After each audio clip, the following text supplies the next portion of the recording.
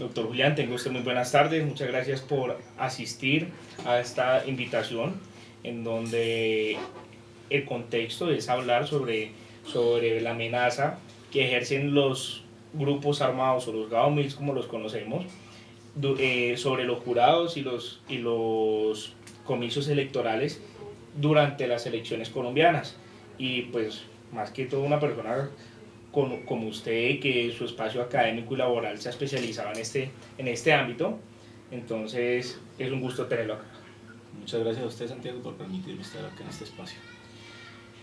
¿Cuál es su cargo dentro de la institución electoral, que lo conocemos acá en Colombia como la Registraduría Nacional? ¿Cuál es su cargo y hace cuánto lo desempeña? Bueno, yo trabajo en la Registraduría Nacional como asesor de la Dirección de Gestión Electoral aproximadamente hace 3 años. Hace 3 años. ¿Cómo ha sido? Cuéntenos algo un poco sobre la experiencia que ha sido ejercer dicho cargo.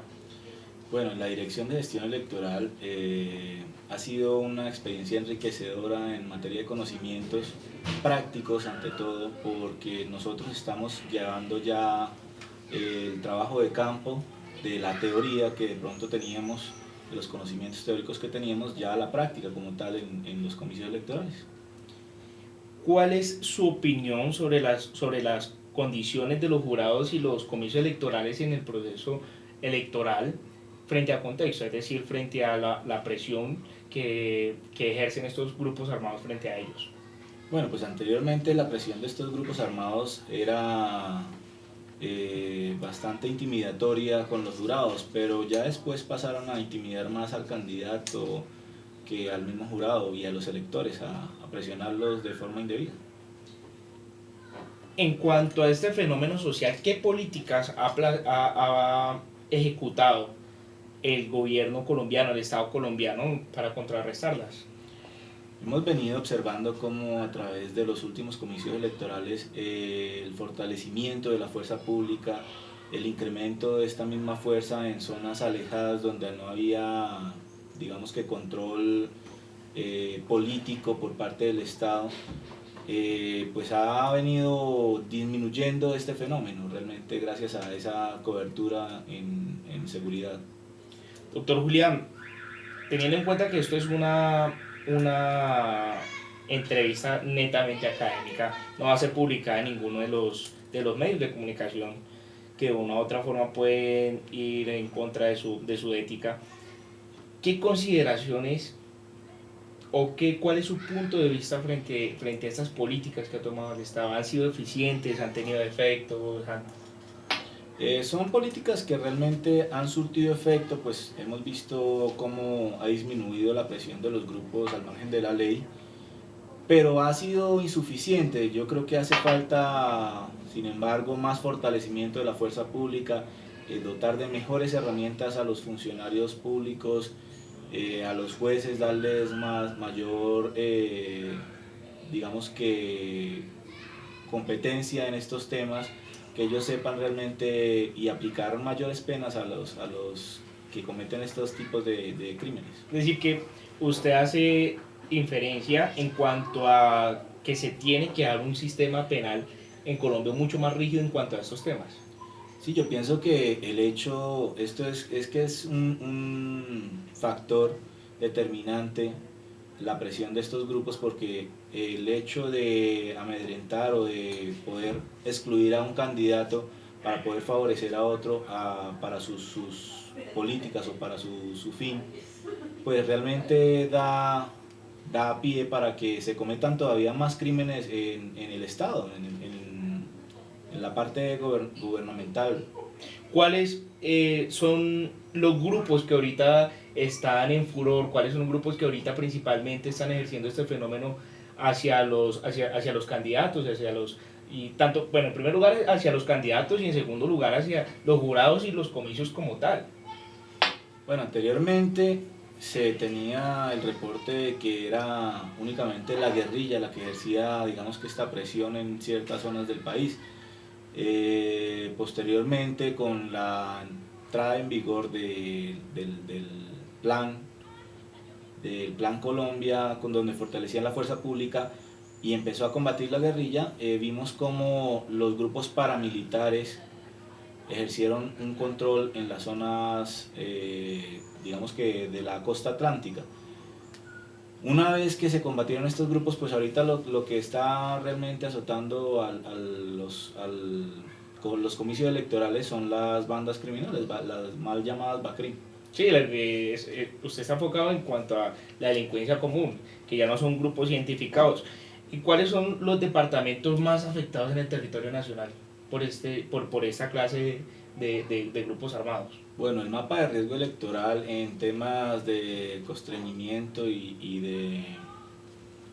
de presión de grupos al margen de la ley, pues nos dan distintos regiones, distintos departamentos. Entre los más afectados podemos tener Antioquia, ante todo en su parte sur, Córdoba, Caquetá, y en el departamento de Arauca también se ve influencia de estos grupos.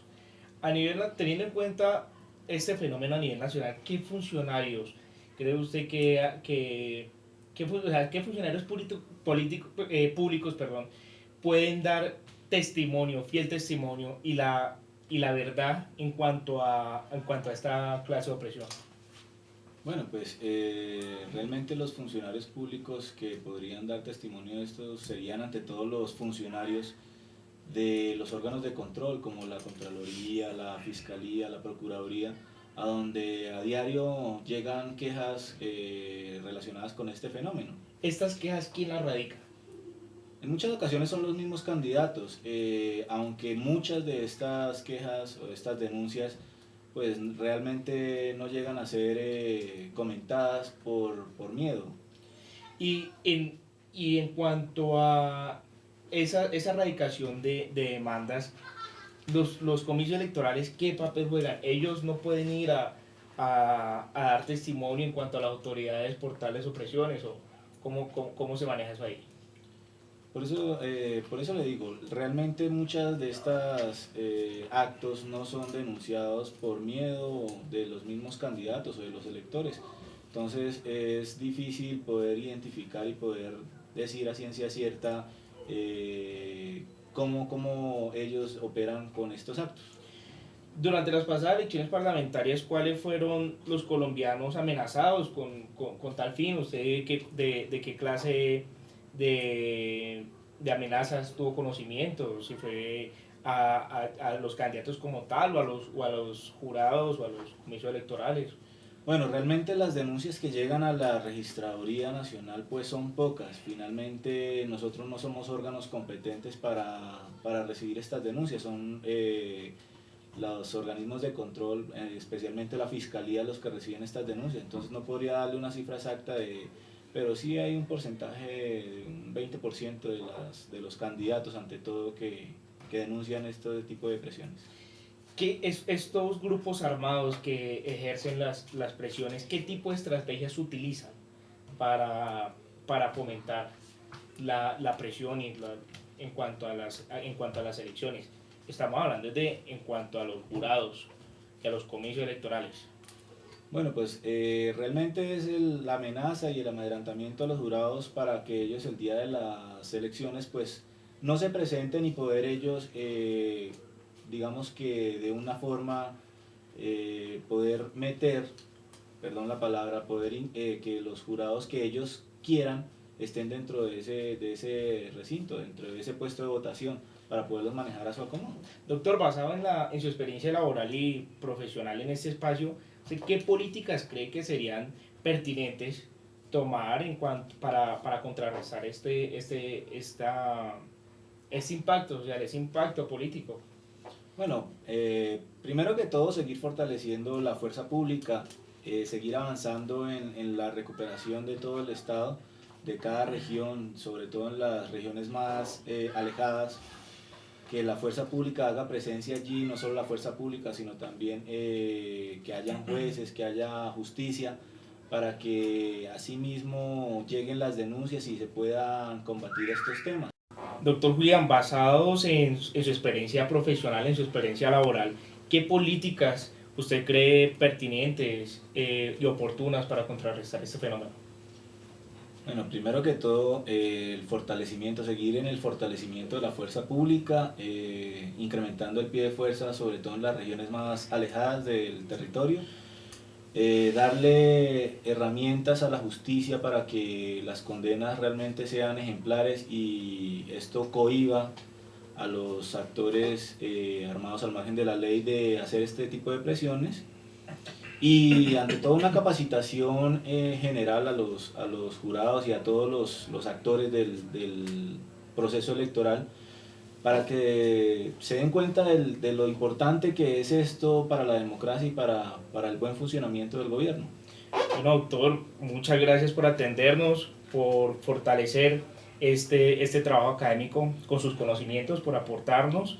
Y pues Dios quiera que lo vamos a tener en otra ocasión. Muchas gracias. Muchas gracias a usted, Santiago, muy amable.